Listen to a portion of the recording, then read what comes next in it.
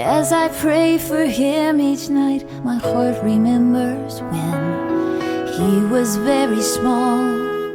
Now he's grown so tall, reading books and running fast and playing ball. My